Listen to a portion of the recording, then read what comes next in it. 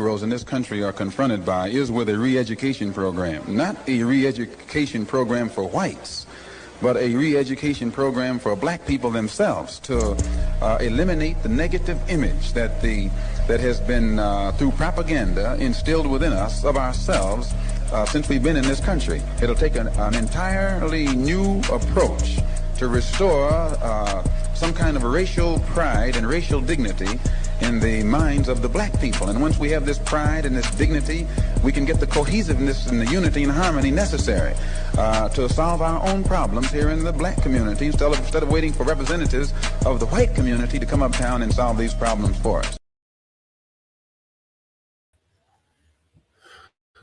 Welcome back to another edition of IWDM Community Conversations at Masjid Muhammad live studios. Today we're on virtual studios. We are at 255 South Orange Avenue in Newark, New Jersey. We ask that you join us and check us out on our Facebook page, Masjid Muhammad Newark, as well as on our YouTube page, Masjid Muhammad Newark. And you can also follow us on our website. For more information, you can check out www.masjidmuhammadnewark.org.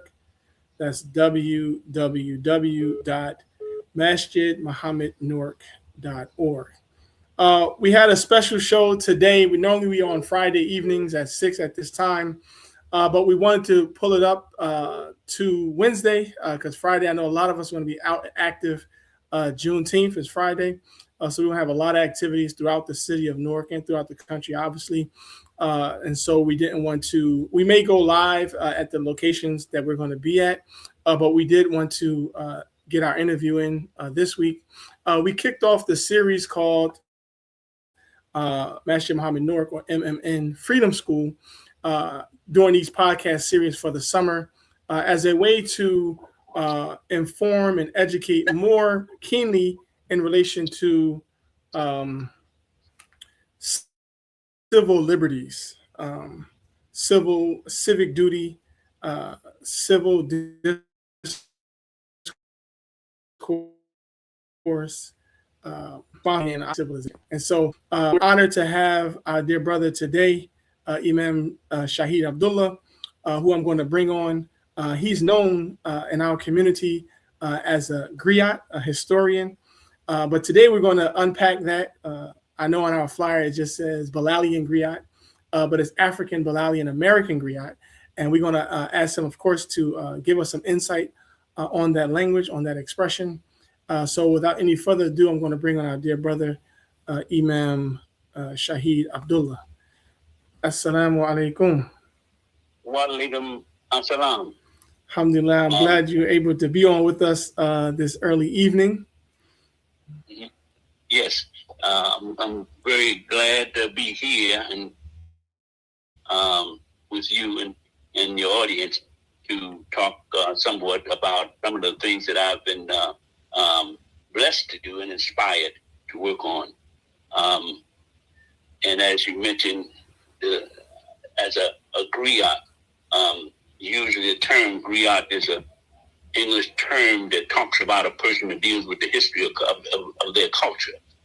And we are coming into our own here in America as the African Bilalian American people. So therefore, our culture would be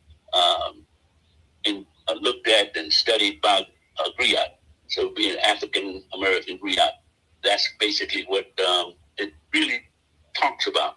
And in doing that, it gives me the opportunity to do a lot of research in dealing with how we came into existence and the impact it has. And this was really inspired, is what inspired me most to do that, was Imam Muhammad, because he mentioned several times the importance of culture. And he said that we are a new people.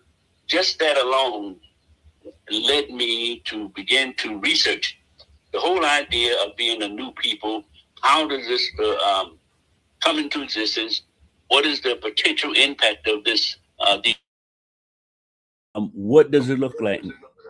and what are the odds that the people who are already in existence, the cultures that already exist, how are they going to receive this new culture? And this new culture that Imam Muhammad was referring to were the our descendants who first came from Africa and the different tribes, from Ghana and Nigeria and other tribes, and brought to America in the 1600s, and begin to fraternize here.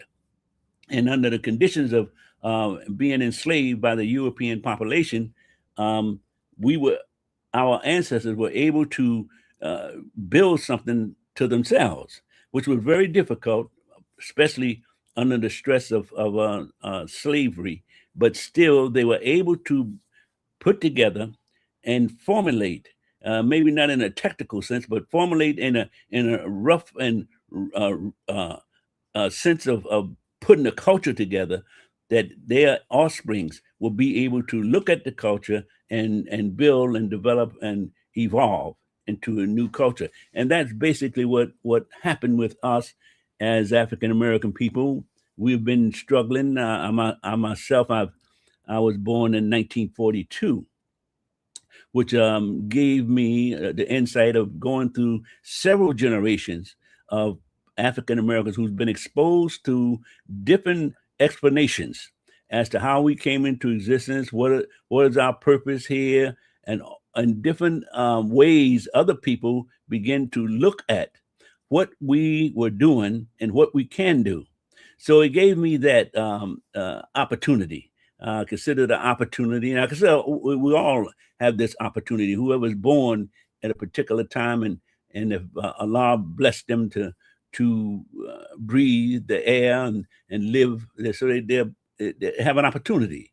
That's what the physical body gives us. The physical body gives us an opportunity, and that opportunity is something I really was taking advantage of, especially for the last 50 years or so, because I had the opportunity, as many of you, of learning and understanding the teachings of Imam Muhammad, who taught a way of enlightening the mind, of developing our mind to the degree where we then could think for ourselves and use the power of the rational mind, use the power of the conscious mind that Almighty God, Allah, put in us.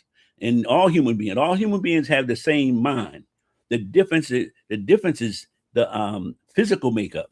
The physical makeup comes from the earth that we eat, the sunshine, the part of the world we live in, and the interracial marriages, and communicating with people, different races coming together. That makes up the physical. But the mental is basically the same. As Imam Muhammad put it, he says that man means mind. And if we take that wholeness of that particular statement, man means mind, and then some years before, we have other writers who said things like, all that is a man, all that is man is his mind. Everything else can be found in a animal, like a horse or a pig or anything of that nature. So that really causes us to think. And it caused me to think, and I'm sure it caused others of us who were there at that time to think and begin to digest this thinking. And by digesting this thinking, it led me to research. It led me to research our history, beginning from my present time and going back, and finding all the information I could that would generate the existence, my existence, that generated my existence and made it possible for me to exist in the world today, and things that I can do and explore because of that trail that's left in the inheriting the makeup of my parents, my grandparents, my great-grandparents, and on and on and on. And because we inherited that, that gave us that physical. existence. They gave us that biological existence.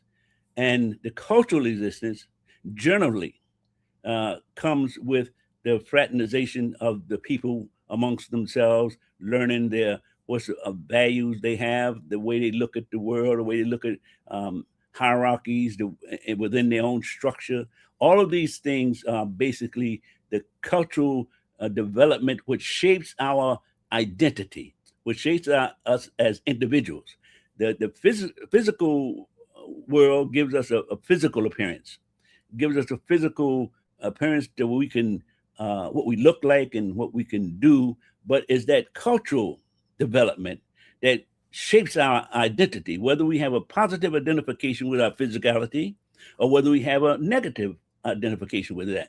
That if the culture is changed or the culture is fed this kind of information that would cause the individual to be negative about himself and his people, then that is the ground floor or the beginning of the extinction of that particular culture.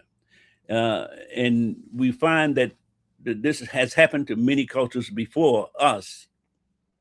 And here in North America, they had almost 65 million Native Americans in this area before before this took place.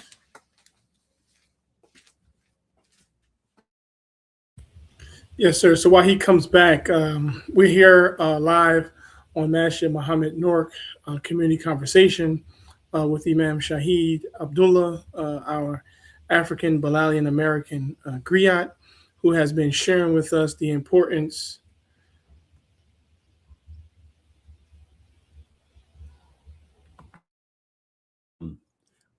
the generations before us.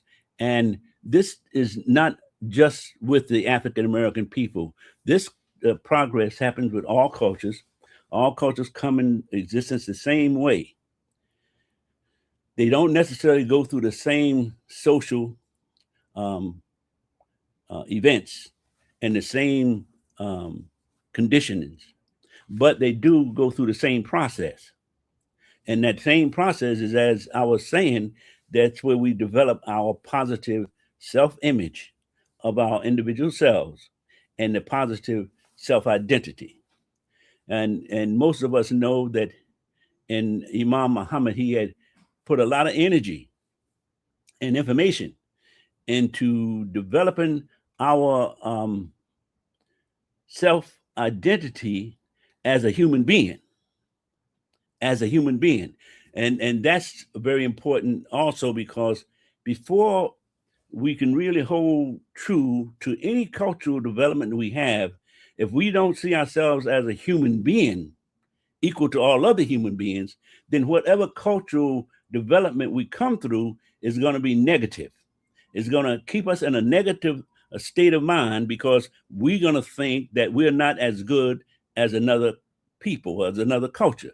So in Imam Muhammad's journey, he was straightening out our understanding on what is the human being, what is this concept man, what is this idea of man. And once he was able to get us to understand this particular thinking, and that man means mind, and we can then begin to put together the things that are around us that cause us to either be negative toward ourselves or positive toward ourselves. But until we really grasp this concept of man means mind, we really are not free, not mentally free.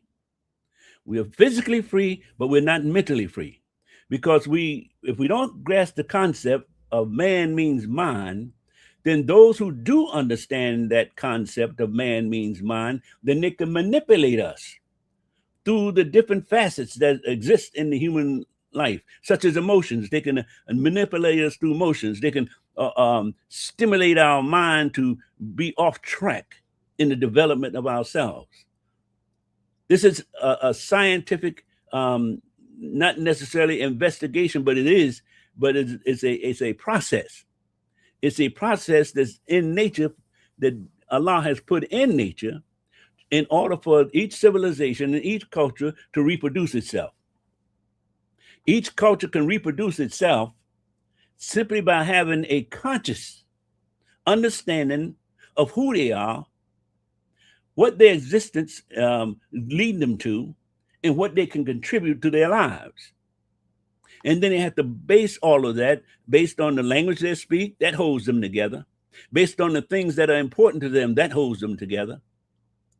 Based on the way they see the universe, the way they see God, the way they see the aspects of themselves as a human being. All of that reshapes the next generation. If that culture has any kind of, we would say, let's say any kind of defect in a natural evolutionary process, then that defect would affect the generations that come after, one generation after another. And they would lose the respect that they should have naturally. They would lose their respect of themselves, because they would lose the respect of the culture. So they can't continue with their culture. And in many cases, what they would do, they would not even want to multiply. They not even want to marry with one another. They would rather marry into another culture, because they consider themselves saving themselves away from something that's very negative. But all of that is in the mind. All of that is in the mind. That is not a physical phenomena. That's a mental phenomena. Because the mind shapes the man. The mind shapes what we think of ourselves. And if we don't grasp that, then whatever is educating us, whatever is teaching us in our everyday lives, is shaping our mind, and it's shaping our identification, and shaping what we think of ourselves, shaping what we think of the world, and shaping what we think about God. It's not just the scripture that frees a man's mind. Not just the Torah, the Bible, or the Quran. In order for the human being, to free their mind from another culture that has been dominating their mind for many years, they have to use their conscious mind. Their conscious mind has to come alive to their existence of themselves, separate from the people who have indoctrinated them into believe in something other than themselves. Now, that sounds like maybe an easy process, or a process that, oh yeah, I understand that, but they don't understand it. Most people who say they understand that don't understand it, because most of them are suffering from a false, what we call a false reality. We're living in a false reality. We're living in an area where people think men walk on water.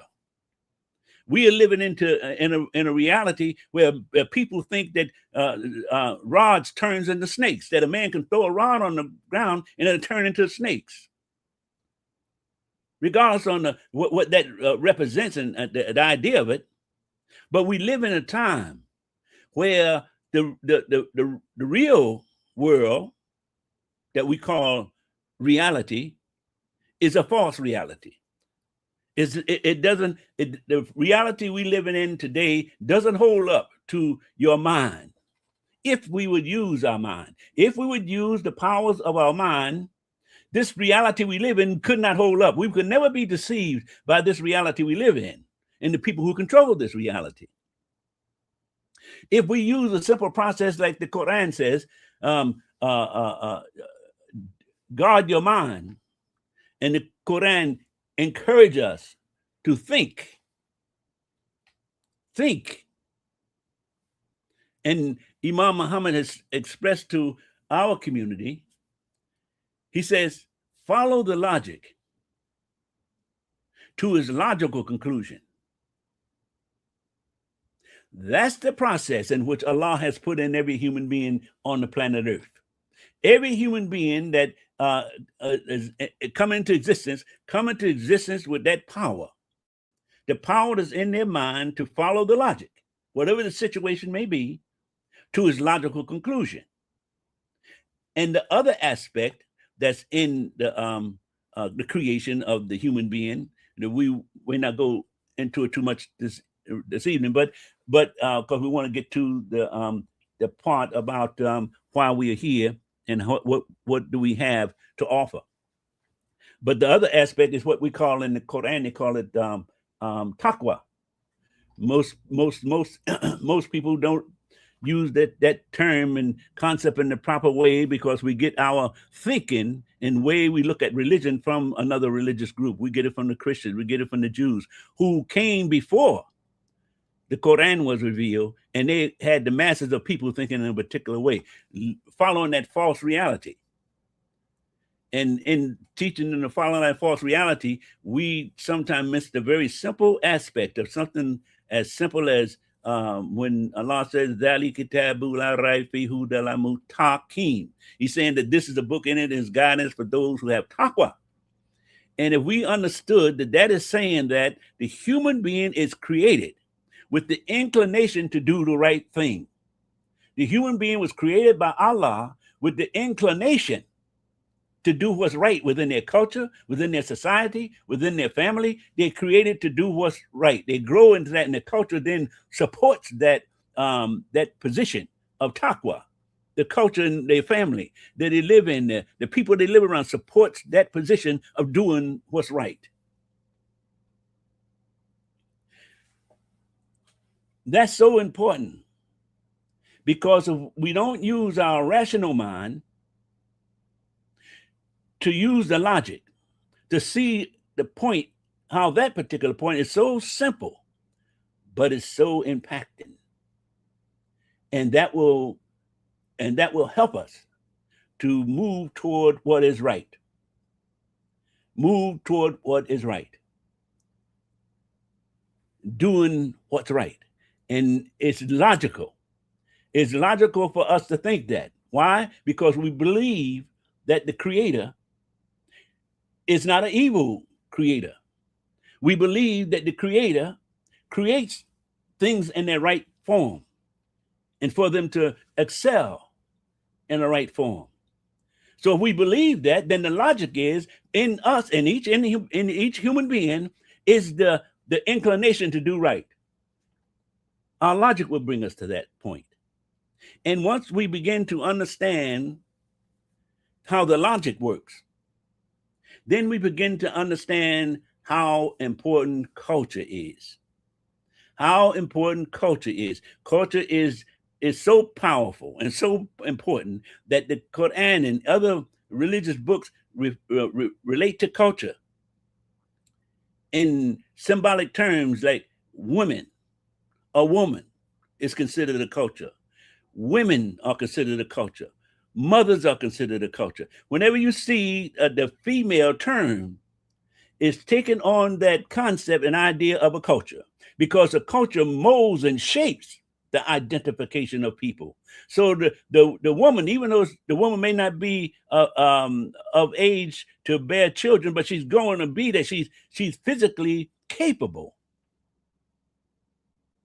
or she's physically able to move in a direction to help shape that environment that she's in. So they are looked on as culture. In fact, in the Quran, they use the term Ummi. Ummi, they use that for term for culture. They say Ibrahim was a Ummah in the Quran, meaning that Ibrahim was a culture. Imam Muhammad explained that so beautifully that many of the prophets and messages that we read about in the Quran may not have been an individual. It may have been the community, or may have been an idea, a concept, a philosophy that evolved. So when we look at terms like Ibrahim was a Ummah, and that means we have to look at what that means, what Ibrahim means, to understand this idea of culture. Ibrahim was the one who Allah said to Prophet Muhammad, follow the millah of Ibrahim. Why is that so important? That's important because Ibrahim was the one who used his rational mind. He used his logic. He used his rational mind to follow and understand what brings his conscious mind to God, to the creator. And what he found was that there's nothing in the creation that his conscious mind, his rational mind, could comprehend that is greater than that which created it. So he came to the conclusion that he would only believe in that which created everything for the first time. That's where the concept of belief comes from. The concept of belief comes from using the logic. It comes from the not having the proof of the existence of something, but yet you believe it. You believe it as almost you believe in yourself. You believe in the existence of something you can't touch. You can't talk with, other than the spiritual connection you make within your own mind, that this is a spirituality that takes place but the creator and his creation. And this connection of following the logic, following the rational development of the human being, and that the human being is a spiritual creation in the physical world. Allah created he says in Quran, he created the Khalifa.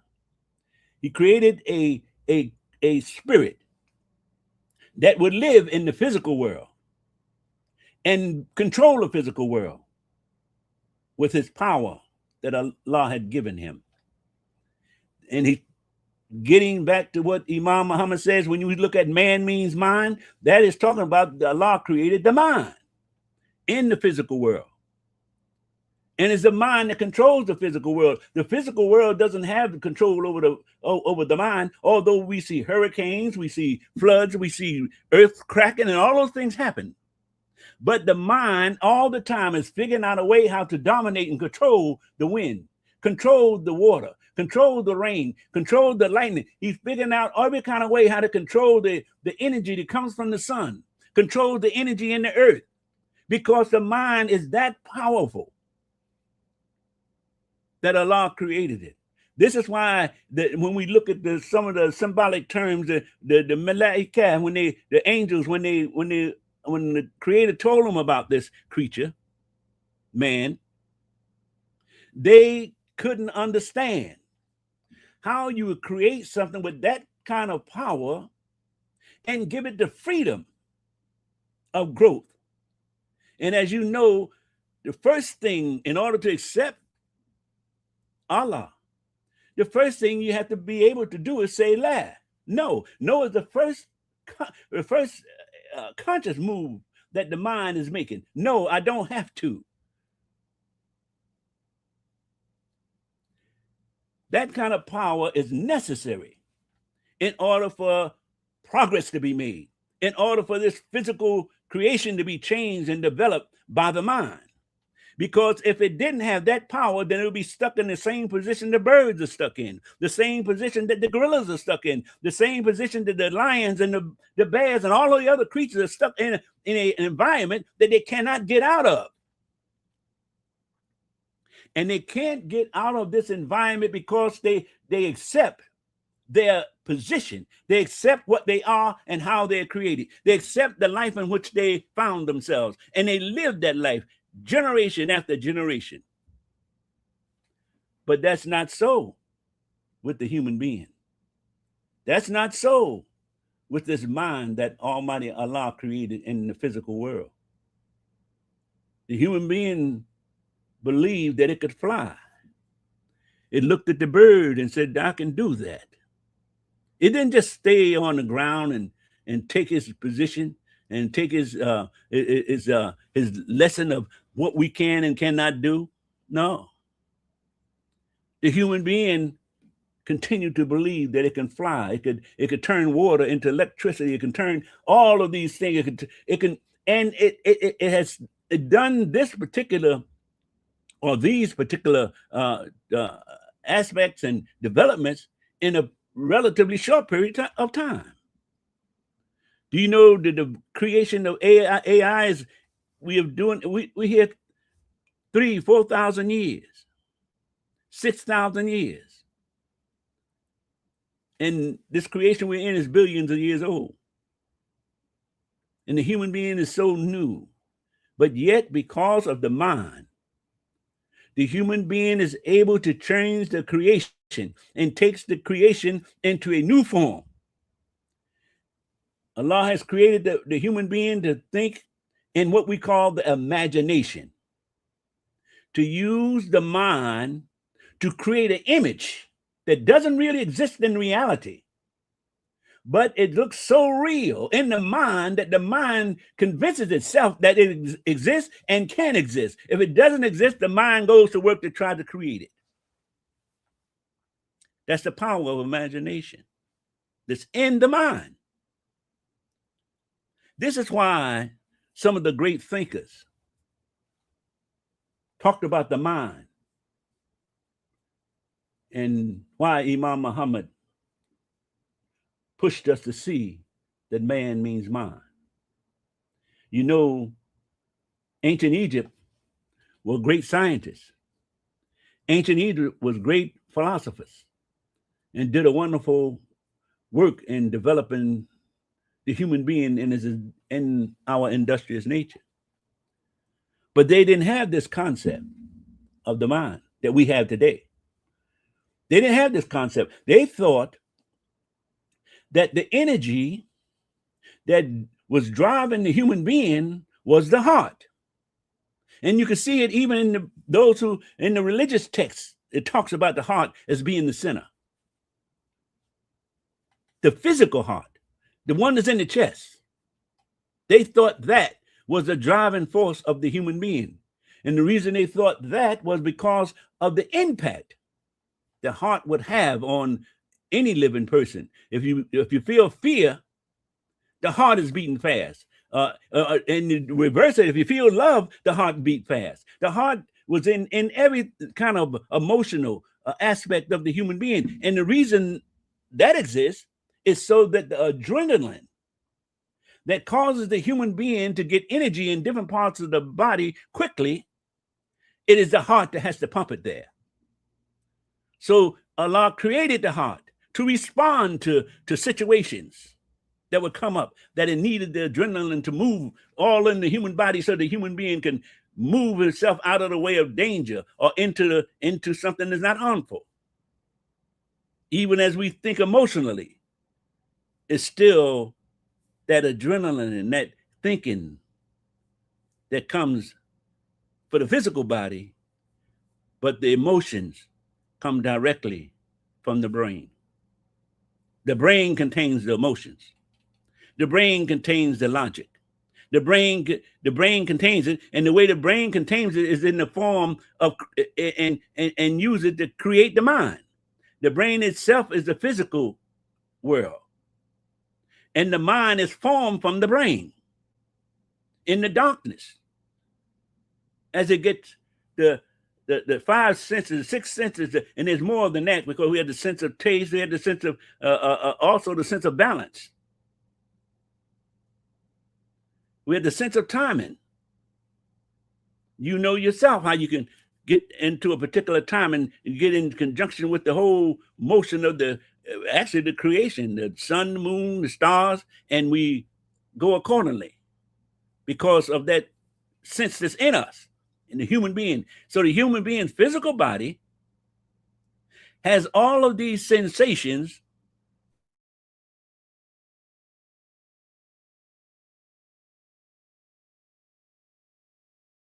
to aid them of the mind, and learns how to create the world that it can imagine, that comes in its imagination. So it's a wonderful thing, this creation. And those people who came into this knowledge of the creation, in more of this modern day time, they recognized that there was a way to control the masses of the people, or enough of the people to cause them to be in charge of their mind. They knew how to manipulate man through emotions. They knew how to manipulate man through sex. They used all of these things to manipulate man so that man will serve them.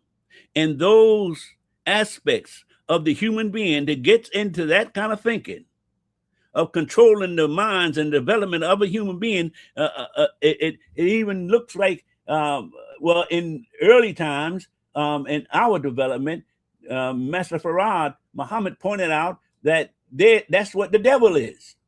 Only he said that the European is the devil. The white man, he used the term white.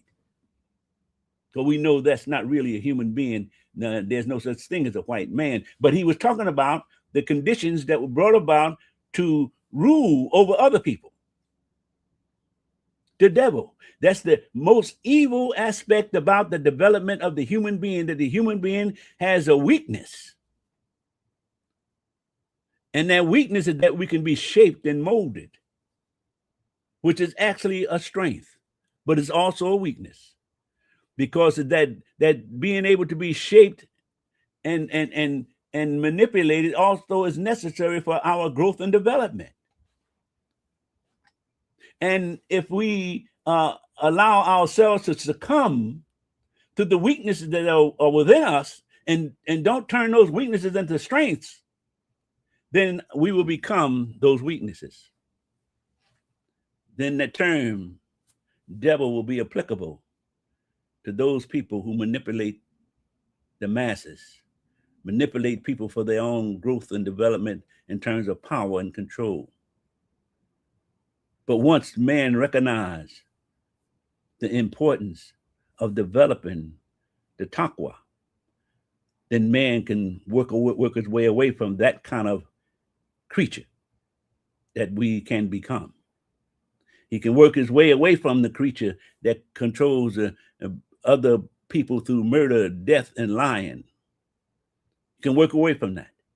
Because when Prophet Muhammad was asked this question, and the question is talking about the jinn nature. He was talking about the jinn nature and how the jinn nature is the part that says lab because it's necessary for progress, but it also is used to come against that taqwa that's in the human being to lean toward the inclination for good.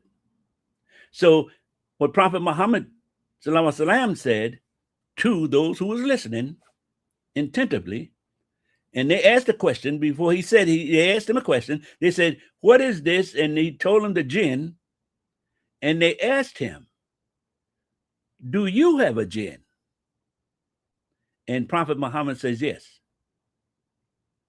And then they wanted to know, did you have a jinn? That was in the essence of that question. And he said, but he made his jinn Muslim, or his jinn became Muslim. It depends upon the interpreter.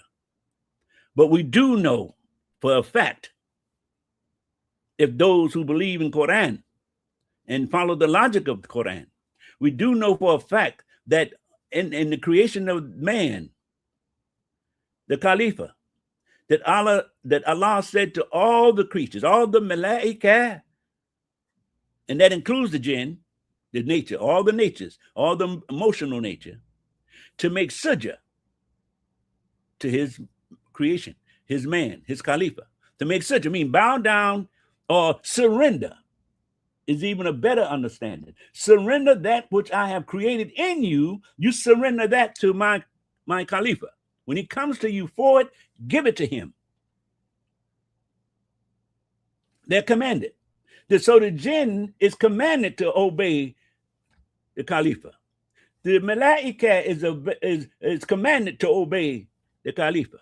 The earth, the physical earth, is commanded to obey the Khalifa, because the physical earth is moved by all the malaika or the jinn or the forces that's in the physical earth. And they were all commanded by Allah to make sujud to his man. So that gives the human being control over what? Control over his emotional capacity. Control over his rational capacity.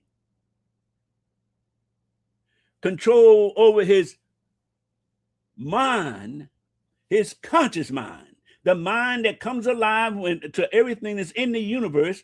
It comes alive to those things and realizes them and study them. That conscious mind makes a decision on his impact he's going to have on the world, on the physical world, on himself.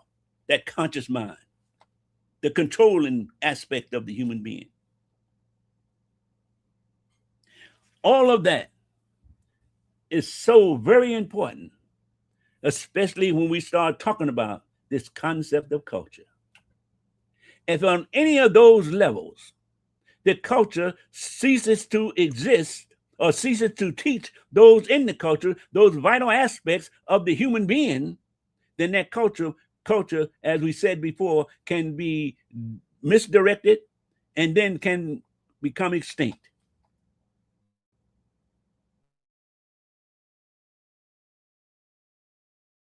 In this day and time, Allah not only is God in the world, he created a new culture in the very existence that we are in today. He created a new culture, a new people, to be able to look at all that came before them and give a concept, an idea about what we see and what we understand that will eclipse the false reality, that would eclipse the false reality, and we can build a new reality, another reality. Many of us say, Imam Muhammad said, remake the world. Well, that's what that's talking about. The world is the reality that you're in. And that reality is a false reality. And in order to make it new, you have to make another reality. We have to be able to use our conscious mind. We have to be able to follow the thinking along trusting, following the logic to its logical conclusion. And we have to trust that in each of us. We are living in a time now where we don't have any more great men who coming up who's going to lead the masses, especially not in religion. That may happen in politics. It may happen in history. It may happen in education. It may happen in many the other aspects in business. It may happen there. Someone would come up smarter and help the other people to go in a direction. But in the way of life, between Allah and his creation, what we call a way of life, that's what religion of old is a concept that was established to control the masses. But what Allah is talking about in getting us to see the importance, he is talking about the relationship of the individual with him, the creator. There's no in between there. There's no go between there anymore. It used to be messengers and prophets and all of those things. That's no more. Now, the human being has to go on his own as an individual with his conscious mind to live the life in which his taqwa, his inclination to do good, is calling on. And that kind of thinking is perpetuated by a culture that understands that. And a culture that understands that and teaches it to the young people that's coming up in that culture, and then they can grow in that kind of understanding of serving God as a human being. Serving God on their own. Then they would learn to use these great aspects that we find in the Quran, which is ashura bainahum, the concept of working together, or more than working together, it's collaborating. It's collaboration of people, different people with different ideas and different concepts, being able to work through those differences and bring out a better situation, a more progressive situation for humanity. That's the era we are in. That's the era that's now. That's the era that has birthed itself with the power of God through the concepts and ideas of other leaders, but especially Imam Wardi Muhammad. And this is what we are about today. What we are here to talk about in terms of what is happening on the 21st of June. We're given a fashion show. Before, Imam, can you hear me? Yes. Okay, before you go into that, thank you for what you laid out so far, giving us a thorough presentation and a frame of thinking in relation to the human being, the capacity of the human mind to follow the logic to its logical conclusion. You also talked about the two stages or two levels of development, the biological and the cultural. And then you emphasize the importance of thinking and this consciousness, taqwa, this regardfulness of every one of us have this capacity to obey our Creator. So before you go into your event that's coming up on Sunday in Roselle, and I do have the flyer, I would like you just for a moment, since you almost quadrupled down on the importance of the mind and freedom and the expression of freedom, free mind, if you would go into the Juneteenth, just give us some of your insights on that, and then we'll close out the hour, or we passed the hour. We'll close out with the announcement of the event. But if you could just address Juneteenth, because you very accurately and logically shared all of our minds as human beings, but in particular, you were addressing our people into a new people, a new culture. So if you can just address the Juneteenth, inshallah. Absolutely. That is so very important that we see the Juneteenth. And remember what we talked about earlier in terms of the culture, how a culture has to have its own thinking so it can shape its own way through this reality. The Juneteenth, the truth of Juneteenth is what we must establish first. We can no longer let anyone try to establish our lives for us. We have to do it for ourselves. Juneteenth. The first thing we should ask, what language is that word? What language is the word Juneteenth? Then we can get a real good understanding of the meaning of what's behind the meaning. A person would say, well, that's the way African slaves talked. They couldn't say June 19th. And we had people like Frederick Douglass and all these other great African Americans, but yet they tell us that story because they know we will buy into that easier, that the Africans couldn't say June 19th.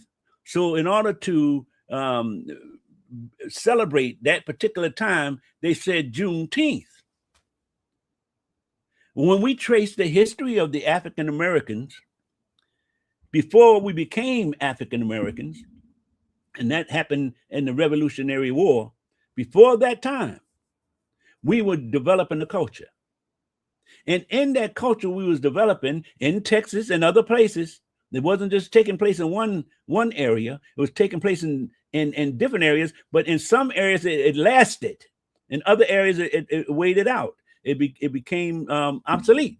But in some areas it lasted. And one of those areas was in South Carolina and Georgia, down in the Sea Islands, where many of the African Americans lived, and they had the opportunity that other slaves in America did not have. They had the opportunity to grow their culture without interference from the European slave master. And the way that happened, and when you look at the evolution of this whole thing, you see the power of Allah working. The way that happened down in the Sea Islands, every year, that's the big rice farms, every year, there was mosquitoes come out, and those mosquitoes carry malaria. And malaria kills the human being. The human being can't live with malaria. And it come out in June, and it lasts all the way to October, 6 months each year. Each year. And what happened to the European slave drivers and slave masters, they had to move further north, out of the area where those mosquitoes would carry this malaria. Some call it yellow fever. But the Africans who were in that part of the world doing their work or already in a situation what we call immune. They was immune to malaria. And they was immune to malaria because they come out of a people who had been created in Africa, where the malaria is still very strong, but there's some medicine now, but it's still very strong. But man had to evolve out of that area. That's why all human beings come out of Africa. So the malaria was there. And in order for the malaria not to kill Allah's creation, he created within that creation what they call a sickle cell. The sickle cell was created in the human being, in the body of the human being, in the bloodstream. And what that sickle cell does is take the malaria germ out through the spleen of the body so a person just might have a cold or something. And it was those Africans who they brought from Africa to slave in America had that same immunity from malaria. So every year, down in the Sea Islands in Georgia and South Carolina, where the European had to move out and go further because he didn't have that immunity. He wasn't immune to malaria. They would die instantly. Every year, for 6 months, each year, the Africans in that area had an opportunity to develop themselves. They developed their culture, used all they could remember from the homeland to put it together. They used the 15 to 20% was Muslim, so they could speak Arabic. They used part of the Arabic language.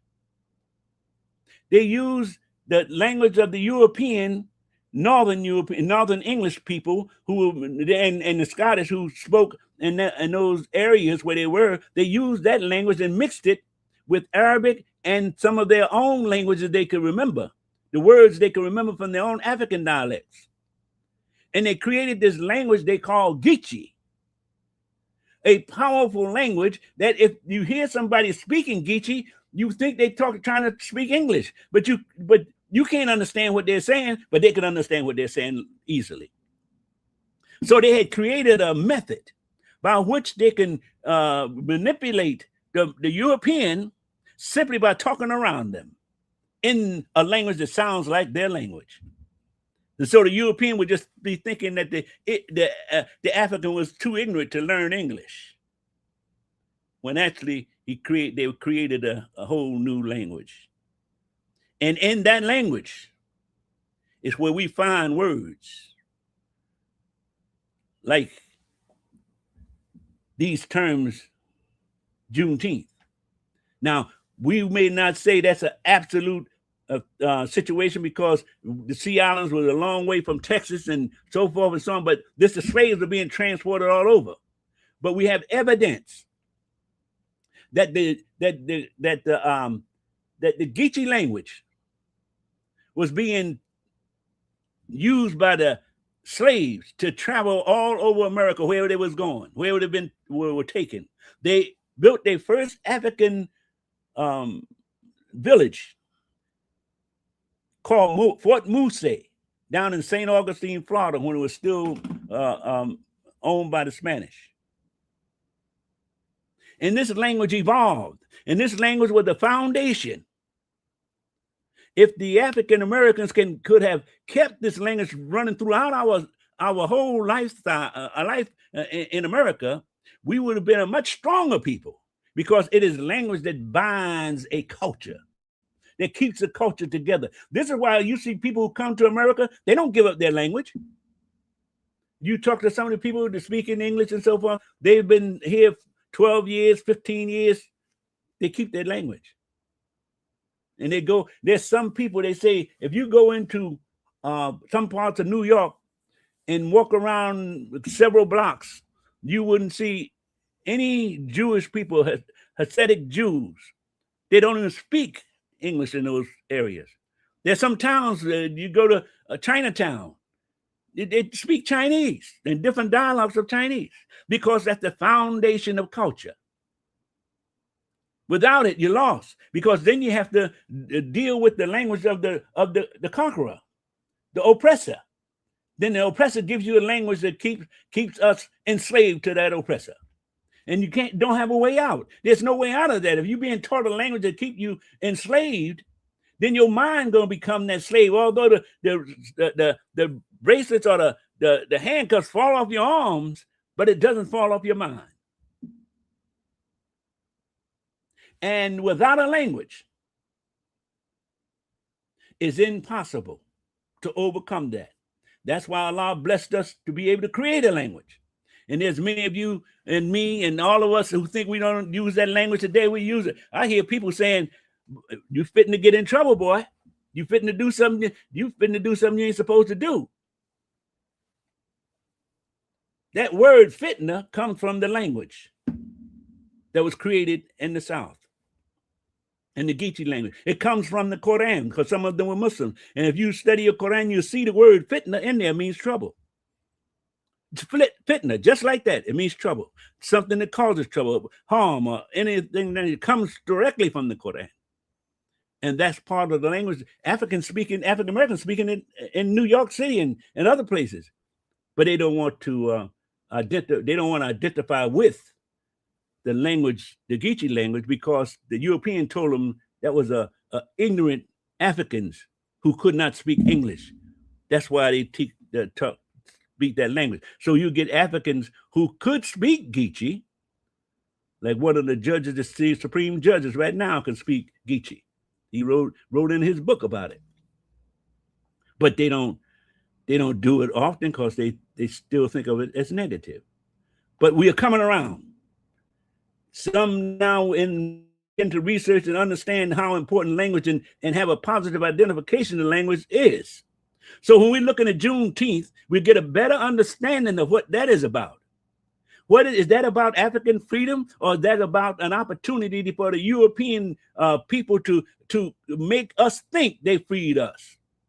They never freed us. The Emancipation Proclamation wasn't about freeing the African. It was about abolishing slavery. There were many Africans in America that weren't slaves. They owned plantations, in fact. We won our freedom along with the European American, the colonists at the time. We won our freedom from Great Britain. Great Britain controlled the colonies. And they had not just slaves, but they had Europeans who was under control. And so the Europeans thought they could get as much out of this land as Great Britain was getting out of this land, as the English. So they decided to come together, and they combined themselves. They united with themselves and united with Africans. They united with the Native Americans who was here to fight for a cause that was developed by Jefferson. Jefferson wrote the Declaration of Independence. That's the foundation of our freedom. The Declaration of Independence is the only document that we should recognize as that which freed the African people in America. And when it said, all men are created equal with unalienable rights, life, liberty, and the pursuit of happiness, it was talking about you, me, our forefathers. It wasn't just talking about the European. We was in on that. But they don't want us to think that, because then we will really think we're equal. Reason African Americans don't think they're equal, because we don't think we're free. We think we're still enslaved by these amendments. We think we're still enslaved by these little concepts and laws that they bring up every now and then to diminish the positive identification we have with ourselves. So they treat Juneteenth like that. They treat Juneteenth as if they're doing us a favor. They're not doing us a favor. Juneteenth was a mission of the European American of doing dastardly deeds against people. And we should look at it as what it is. The idea of the Emancipation Proclamation, cutting out slavery, was a simple concept that Lincoln and a couple other people came up with to stop the South from succeeding from the Union. They wasn't caring about the slave population. They was concerned with the southern states separating from the Union. That would break the country in half. They would lose the impact they was gaining over when they became a country from England. They became very strong in the world. And now with the South wanting to break away from the North because they felt as though the North was not giving them the proper cut, the proper precision, the proper development, and the proper amount of money from their efforts. And that came because the Southern was producing raw materials. They were producing cotton, all the raw materials from vegetables. They produced these things and they sent them off into Europe where they could be refined. And Europe would charge them a tariff to bring those raw materials into the country. And then after the Europeans would make it into products, they would send it back to America. But they would dock them in North part of America. And as they docked them in the North part of America, then the shipping industry in that part then charged England a tariff. And they got the profit. So the northern shipping people and those who controlled the products coming into the country were making the biggest profit. And the South was angry about that. The southern states said, no, it's our raw materials that are going there and you're getting the profit, double profit when they come back into the country. We don't like it. We think we can do this ourselves. We want to build our own country. That's what the fight was about. It wasn't about the slaves. We have to get away from that false thinking. Look at the reality. This is in history books, but they don't read them to us unless we get it for ourselves. I've seen them. I read them. I know they're there. I researched them, and others have. That the war between the North and the South wasn't not about slaves. In fact, in Lincoln's address, he said, if we can keep the Union and give up the slaves, he would give up the slaves. If we can keep some of the slaves and give up and free some of them and keep the Union, we'll do that. And if we had to free all the slaves to keep the Union, we'll do that. Whatever it takes to keep the Union, we would do. They were looking at the Union. That's what the history holds. But they tell us these stories, these yarns, because they understand that we have been conditioned by a false reality, so they can tell us false information. And we use it up. We should celebrate, but not the way they want us to celebrate. We should celebrate the magnificent growth of the African American people under harsh conditions, that our people have become scientists and engineers, and we encourage those of us who still exist to encourage the young people to do that. Do what their foreparents have done. And they should study the footprints of their foreparents so they can see this is a mighty people here in America called the African Bilalian American. So Juneteenth is a great day. But we need to understand why we celebrate it. And that word comes from our foundation, not from the European. It's our foundation. Whether they can find a language or anything of that nature is our foundation. But it's most likely come out of the Geechee language. A lot of our words do. I even saw the brother in California who was teaching Ebonics. And they were trying to say Ebonics was the first language of African people, African American people, which didn't make any sense at all. Because that's modern times. Geechee was back before 1670s, 1690s when they started that. And they all come from the South. The people in California didn't come suddenly drop out the sky. No, they came up from the end, from Chicago to New York, came out of the South, and the South, including Texas area. That's what moved them out into those areas. And they went out there with a language. These young people who were speaking on the streets, they only speak in the language they hear their fathers and mothers speak. I remember growing up, that's what we did. We should listen to our fathers and mothers say things, and we said them too, and then and corrupted it into our daily life. made it something. Hey, man, what's happening? Those kinds of things.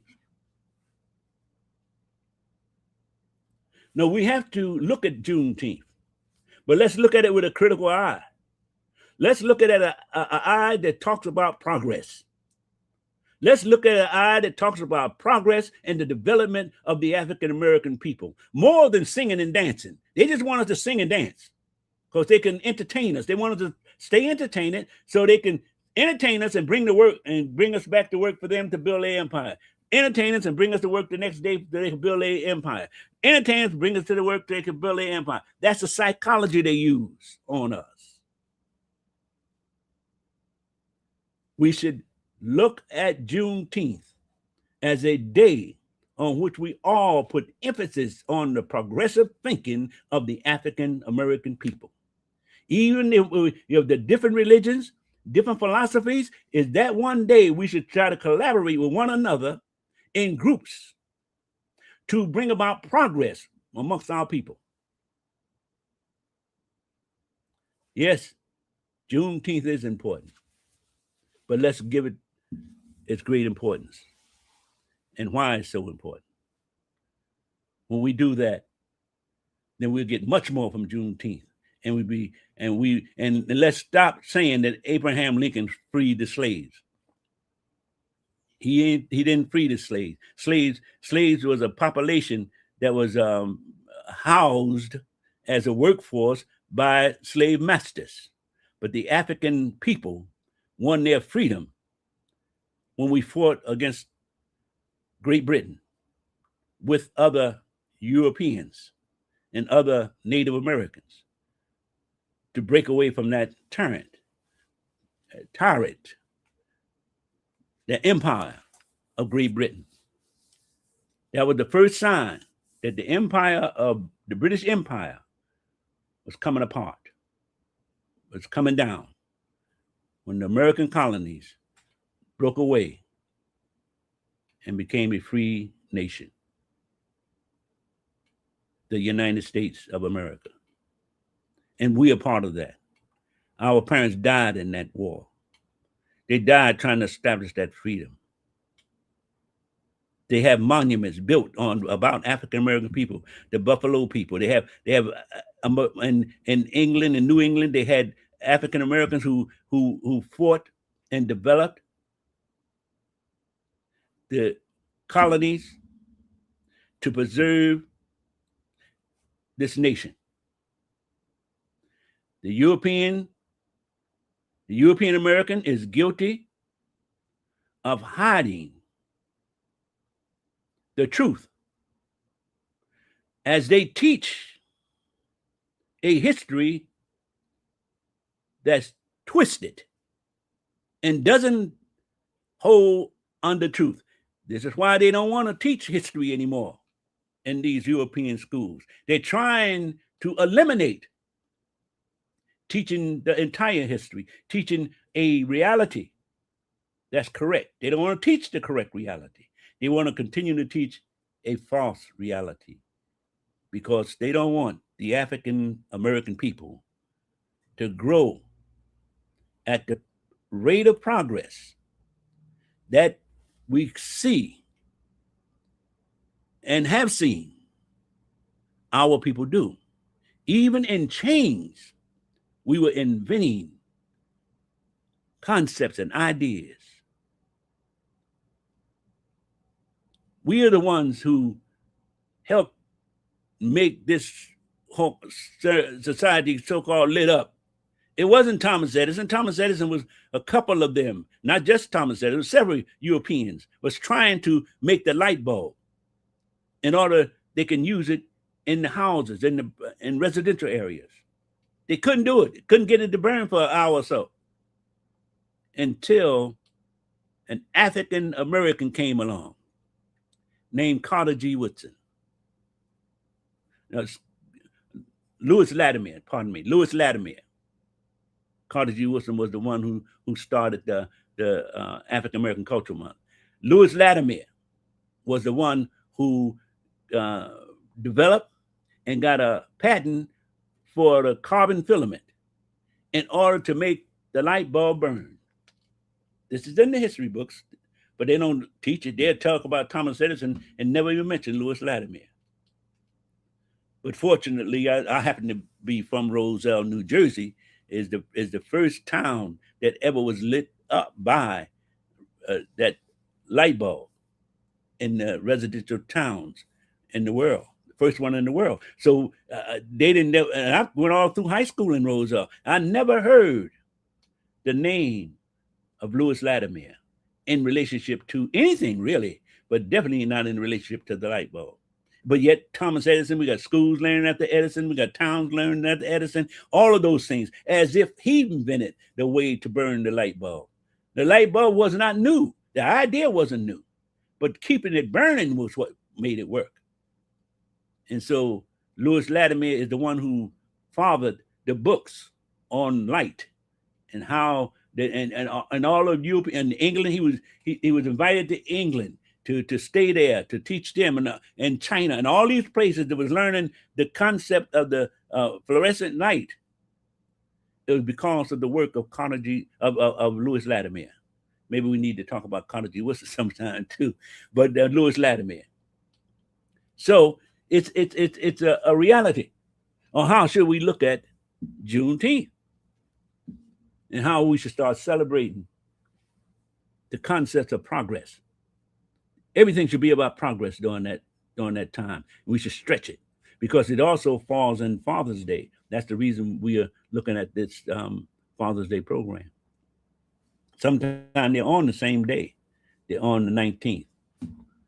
The Sunday, sometimes the Sunday is the 19th, and Juneteenth and Father's Day are the same day. But we have to treat it different. We can't do it like the European American want us to do it. Yes, brother. Yes, sir. So alhamdulillah, I appreciate that, giving us, again, more insight into how seeing the importance of how language shapes our reality, shapes our thinking, allows us to get through these challenges even till today. And I really appreciate you, again, I'm saying quadruple, going down even deeper to connect the light, the invention of light and how it was used to light up the city. And you also talked about the importance of seeing our progression of African Americans, not just from the Emancipation Proclamation, but going back to the Declaration of Independence. So we really appreciate that. So as we close out, we'd like you to now address, I'm going to pull up the flyer here of the event, as you just alluded to, that's going on during Father's Day. Where is it at? Here it goes. Can you see it? Yes, Yes, I have it, yes. Okay. So share with us where people could join and get this information. Yes. And, okay, this is... Information is about a fashion show because it's about culture, because another identification of a culture is the way they dress. Almost every culture on the planet Earth, they have a particular way they dress. And the African American have not been given that opportunity. We're not taking it fully enough to take it to the next level. But this is what this show is about. It's the Mayor Shaw and the county, the Council of Roselle presents a Father's Day fashion expression is show here, but on Sunday, June 21st, from 3 to 6. And it's featuring the Bilalian style for men. Now that's a design that Allah has blessed me to be able to design over these many years, focusing on the culture of the African American. Much of what we talked about tonight, that's in these clothes. It has a trademark center pocket, and that trademark center pocket represents life. If you look at all the mammals in the world, all of those who have pockets, those pockets represent the life of their species. So the pocket that is a trademark pocket is ours. It's ours. No one can have it but us. And it shows this connection that the Africans came to America And in America is where this culture was formed. So this culture from the African American to the Bilalian to the African Bilalian American, and this style, we've been blessed to come up with this. And as we do more at the program, we're going to learn more at the program how it really came into existence. In fact, I'll be giving a talk on it for about 15, 20 minutes, so you can really get a strong connection on why this look is important to African American people. It gives us an identity different than any other person on the planet. And it gives us an identity we can be proud of that comes from our own loins. And that's a major step in the progress toward freeing the mind, because the mind can't be free if it thinks it belongs to someone else or something else. The mind has to be free. From the way we get up in the morning, put on our clothes, the day we get up in the morning, we put on clothes, we're putting on the clothes of another culture. A culture that we didn't create, a style that comes from Europe or even Africa, different looks, wasn't from us. That's what the Bilalian suits and shirts gives us. It gives us an identity to identify our development in the world, America, and how we came into existence. And the address of the event is going to be at the Anthony Amafi Center. And that's 1268 Schaefer Avenue, Roselle, New Jersey. And if you call, for information, you can call 908-296-3036. Or you can call me directly at 908-296-2558. And it's a free event. And we have food, free food and everything. It'll be really, really great. There's going to be a lot of energy packed in this program on Sunday. And so we encourage the ladies to escort your husbands, your man, your sons. Come on out to this wonderful event. The doors open at 2:30, and it goes from 3 to 6. And as I said, it's a free event. We'll be looking forward to seeing you there. You're not going to regret a moment of it. It's going to be very exciting, full of energy. Yes, sir. Yes, sir. Appreciate that. Thank you for joining on this special edition of Community Conversations, Freedom School edition. Again, we're having a series throughout the summer, bringing on different guests, amplifying the importance of our civil liberties. Today we were joined by Imam Shahid Abdullah, the African Bilalian American Griot, who gave us a wealth of knowledge and information. If you like to look back at the replay, again, you can go on our Facebook, Masjid Muhammad Noor, as well as our YouTube, Masjid Muhammad Noor. We also will simulcasting at New Freedom Exchange, as well as New Freedom Network, as well as the Muslim Journal. Before I give our Imam some closing remarks, I did want to share some announcements from the masjid. So I'm just going to take a few minutes to do that, and then we'll have Imam close us out with his closing remarks.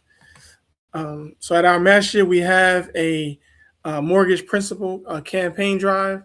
We ask our members and our supporters who be willing to designate a certain amount of money every week towards us eliminating our mortgage principle that we have on the masjid. So you can see all these announcements you'll be able to see on masjidmuhammadnoor.org. Also, we have this Saturday, Designing Masjid Muhammad's Future Market workshop. So we ask you to come and join us at 10 a.m. Live at the masjid, and I'll put the link also in the chat. We also have after Jummah this Friday. We had it last Friday, also be this Friday, senior tech class. So our seniors, we welcome to come join us after the Jummah Salat. It's a free entry. Bring your devices, live demos, device setup, and one-on-one help. That was today's event, Community Conversation. I think there was one more other one on here I wanted to share with you all. Two were actually. We have our Learn About Al-Islam classes on Sundays from 10:30 to 11:30. We also have our financial literacy, halal money classes every Saturday from 1:30 to 3. So you could join us live in Masjid Muhammad North. Again, that's 253, 255 South Orange Avenue. We also have our Sunday school, Claire Muhammad Weekend School. We're still taking students ages 6 to 17 every Sunday from 11 to 1, where we go over Islamic and Quranic principles as well as good character. So we welcome you to join us. We're also looking for volunteers to assist us in the upkeep and the maintenance of our masjid and our surrounding area. We are looking for people to join us there. We are a distributor of True Laundry Detergent. You can get it live at our masjid, or you can reach out to our distributor, Adib Shaker, at 973-420-4172. And inshallah, we'll be able to supply you. Also, we have here one of our community organizations from one of our members. They're also looking for volunteers at Good Deeds. And we have some other community partners as well. So again, you can get this information on www.masjidmuhammadnorth.org. And I'll put in the chat again the link as well as some of the things that I announced. So as we come to an end, I would like to allow our dear Imam to, if you can address on business, the importance of business too. You talked heavy about culture, and we know culture is encompassing of everything in the life of the human being. But if you give us your closing remark and a little amplification of business, you're a businessman. I see you can also please talk about your books, your publications. Success is Automatic, and you have a few other books there. So please share that with us before you leave. And if you have any, I know you gave us your number, but if you have any other contact you'd like to share, we welcome that as well. Thank you. Thank you so very much. Yes, my years of research have given me the opportunity to gain a lot of knowledge and information that I was able to put into tablets, into books.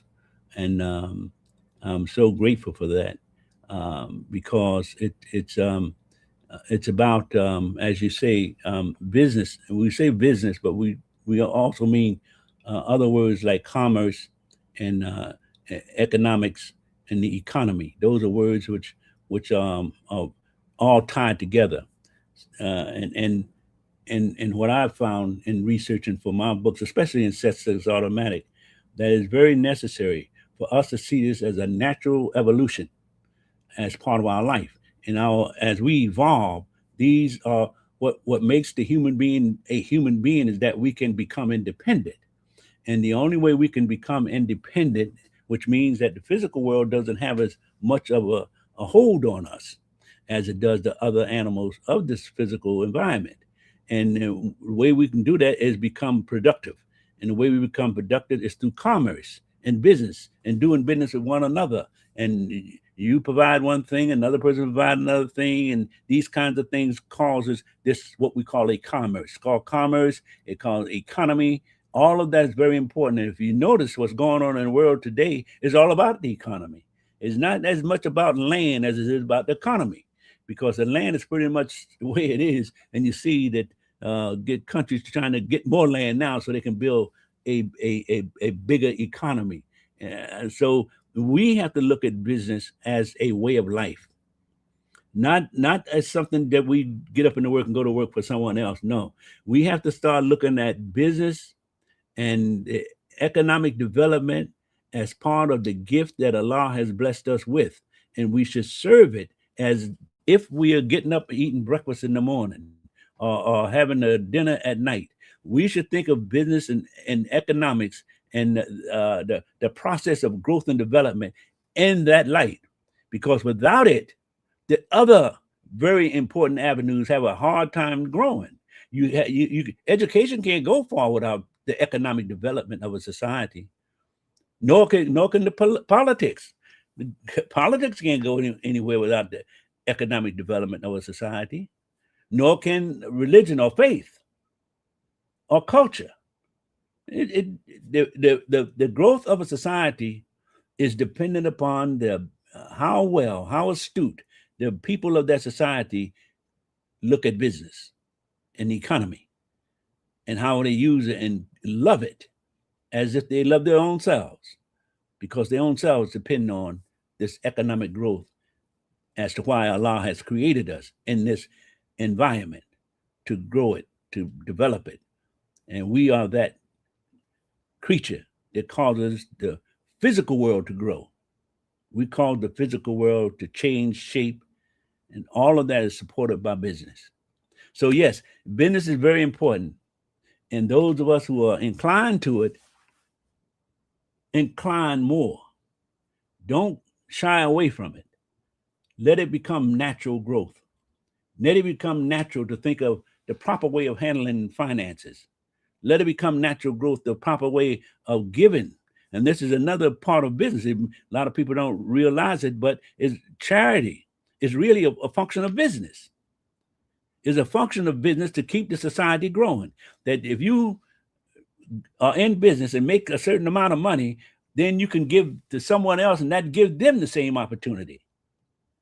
And that means the whole culture grows, not just one individual, not just one person, but the whole society. So the principles of Islam is business. I remember Imam Muhammad wrote a book about business and Islam. So it's very important for us to see this idea of business and its relationship to our everyday lives. It's not separate from us. It is us in terms of our growth and development. Is it the physical growth and the physical development should be anchored in commerce, in business. And that sort of led me to other aspects in my search into looking at the African American people and our growth. And that one of my books called The River of Gold, which talks about how the African Americans grew in America after that time that we spoke of earlier, in terms of building of Black Wall Street and other Black metropolis in Chicago and all these different places where the African Americans grew in development. It's a novel, but it's based on the historical reality of the African people. Then, of course, there's the book Spirit of Bilal, which is A Community is Born, Calling the World to Human Excellence. That's encouraging people to look at our taqwa, as the taqwa was developed in the human being on a large scale, that a community could be born who had that sense of taqwa to do the right thing, to drive the other thinkers in the world to strive toward human excellence. And that was another book. And we thank so much Allah for allowing us to be able to be part of such growth. And of course, my last book I wrote is Uncovering the Scheme, Preventing the Evolution of the African American People. That's a fascinating journey of all of the schemes and ideas, maybe not all of them, but enough of them that can really open your mind to see what's going on in the world and how the dominating culture suppressed the minds of a recessive culture, whether it be here in America or anywhere. And it shows how you can manipulate or how you can break away from the dominating scheme and move into a free mind, free thinking. So those are the basic books. And I also have this book called The Negro Market. I was blessed to get that book. I didn't write that book. That book was written in 1934. It started in 32, but it's about the development of the African American people over those years, how we had advanced so far that we was more important and had grown bigger than the province of Canada, according to this book called The Negro Market. We handle it. All the other books could be gotten on Amazon. You can go to Amazon and get them. But that book, we the only ones that help sell that book, The Negro Market. That's sold on my website called Building New Africa. That's buildingnewafricausa.com. buildingnewafricausa.com. You can go there and get all the books, and in fact, you'll be able to get the clothes also at that same address. and you can call me directly if you wish at 908-296-2558. That's 908-296-2558. And we will be probably changing that number soon, but you still be able to reach me directly. So with that, I want to thank Brother Imam Mujahideen and his family and friends and all of you for giving me the opportunity to just talk about some of the things that Allah has blessed me to be able to do and be inspired by people around me and other people who I've had the company coming in contact with. It's been a wonderful voyage and a journey. And I think that what we see in front of us is a building of a new reality. It's birthing a new reality, birthing the future. It's a beautiful thing that's in front of us if we just grab hold to some of these things that are present now that we build from before. They will take us into the future. So with that, I want to thank again all of you, and I will greet you in the greetings of peace of Assalamu alaikum. Wa alaikum assalam. And again, our listening audience, viewership, we'll see you all on the next edition of National Muhammad Freedom School Community Conversations edition with Civil Liberties series. Again, we thank you all for joining. Please share, subscribe, and until next time, peace. Assalamu alaikum.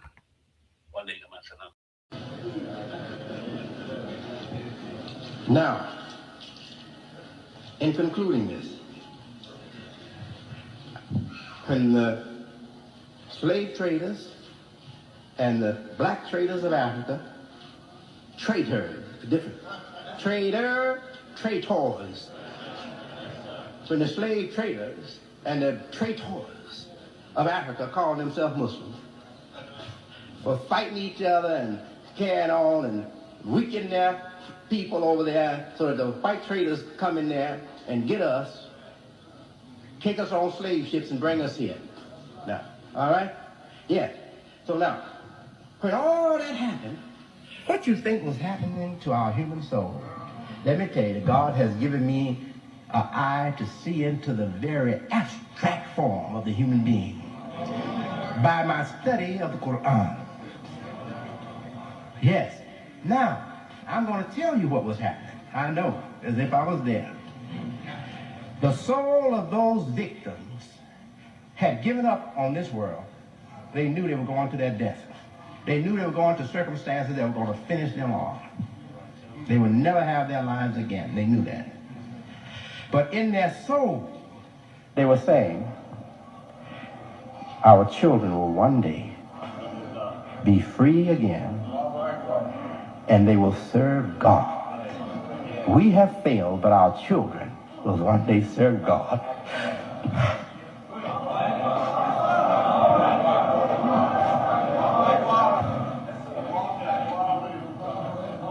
And now their prayer that they prayed in the deep recesses of their soul has come true. And not only of the descendants of the black people of Africa, from Islam, coming to Islam, taking up the divine cause, but those who never were Muslims, their children from Christianity, their children from Judaism, their children from paganism are embracing Islam in America. And we are going to build new Africa. New Africa, right here in the United States. Allahu Akbar. And the soul of those suffering victims, they're rejoicing because of us here today.